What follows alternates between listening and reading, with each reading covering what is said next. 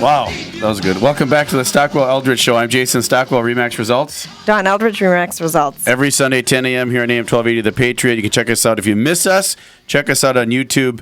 Under Stockwell Eldridge, you'll see all of our YouTube there, or on Facebook. We post these on Facebook under Stockwell Eldridge.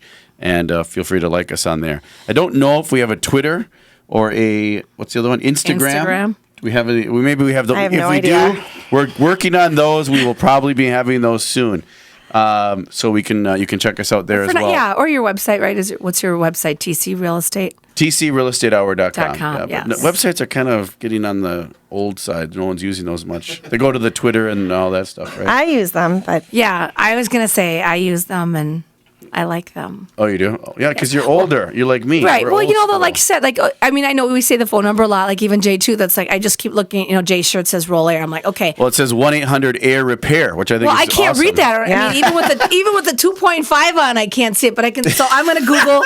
I'm gonna go to the website. I'm either gonna go to Facebook or I'm gonna go to Google. 1-800-AIR-REPAIR. Roll Air. Okay. Well, it's easier to remember Roll Air. I'm sorry. You're right. I'm old and I'm blonde. Blonde hair don't care.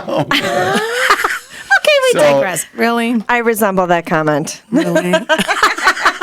So we're talking real estate at break. We're talking real estate. We're talking about appraisals. We talked about that a few weeks ago, and when Melissa DeLay was here talking about proper etiquette, manners, and the "don't be a Trump" type of attitude, where you use this divisive language and words that cause emotional responses from people, is what she talked about. Not that she doesn't like Trump. I think she actually likes Trump, but I think that she says that there's certain language that I can say, or one word that I can say, that can cause an emotion in the clients that will get them to either literally stop listening to what I'm saying and focus on something else when you throw out these bombshell words. Such as your property did not appraise. Yeah, that's a bomb. That's a bomb Yeah. word in the industry right there. Not appraising is a bad Well, word. it is. I work with a business coach. And we talk about all the time. Is people, typically with anything they buy an emotion, and especially a home buying process is such an emotional process.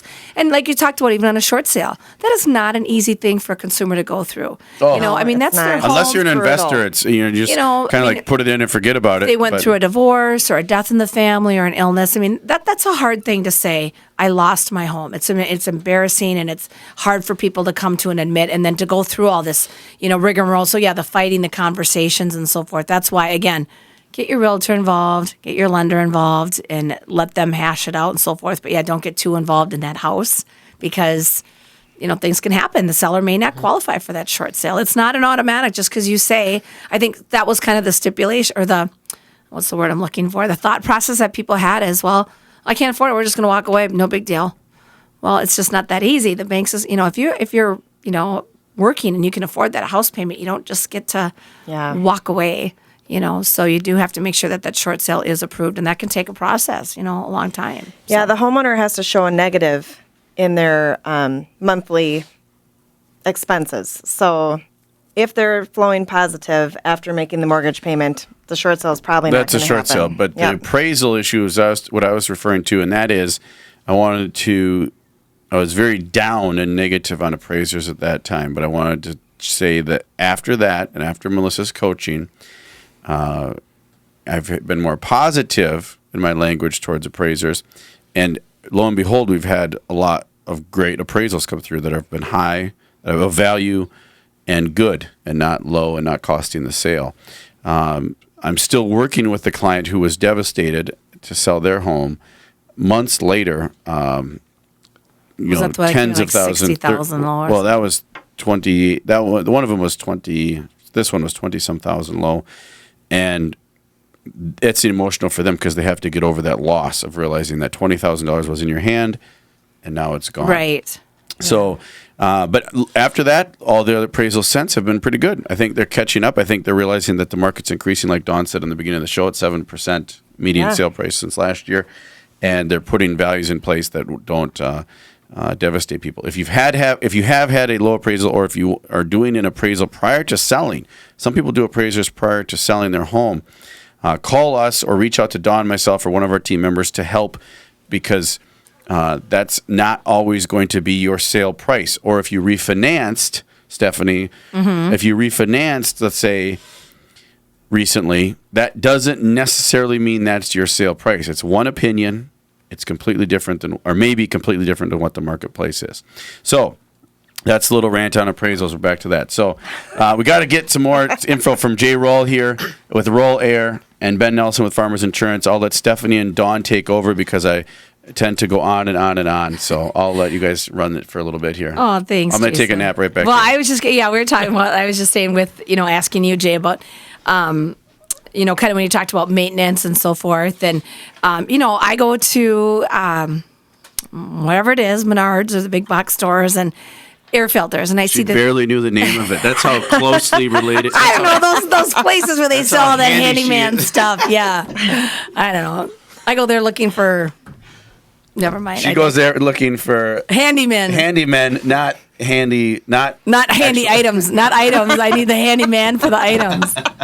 Jay's like, what is that this? a new What is dating this show place, turning or- into? I digress. I really have a serious question though. So I see these 3M air filters that are like $30 a piece, or I see the yes. average one the for $2 one. Yeah, and does it really matter? And then how often do I need to change my air filters? Does it really make that much of a difference? I'm in a 2,000 square foot townhome. I'll piggyback, Jay, with a question on that. Someone told me that the super high priced, like $25 air filters, sometimes are hard. They'll burn your furnace out faster. So you should go with one that's not as expensive. I've heard I that was too. told, but I don't know. Yep. I'll let the expert chat on that, Jay.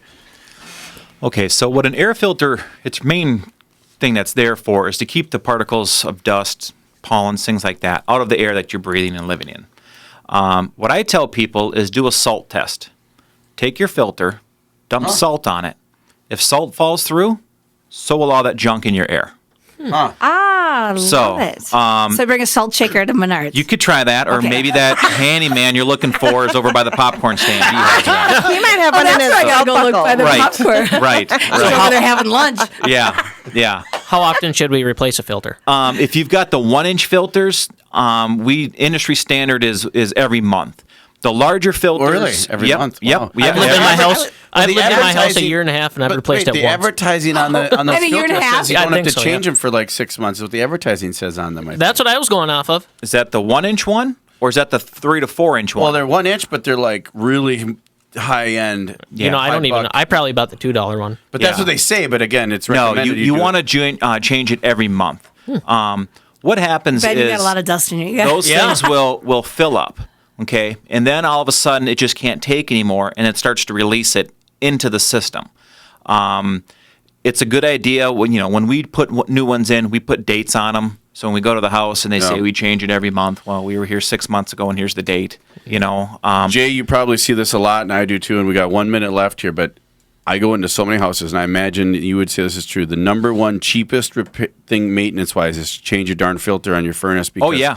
Yeah. it's something that you don't remember to do. And I go into so many houses, and when you pull it out, it looks like this, folks. If you're looking on YouTube, it's got this just all gray. It's bowed and bent, and it's caked on like a dryer filter thing. And it's like, man, that's got to be just crushing the furnace. Yeah. Right? Yep. Compressor and all that stuff. We probably get 50 calls a year on a dirty furnace filter.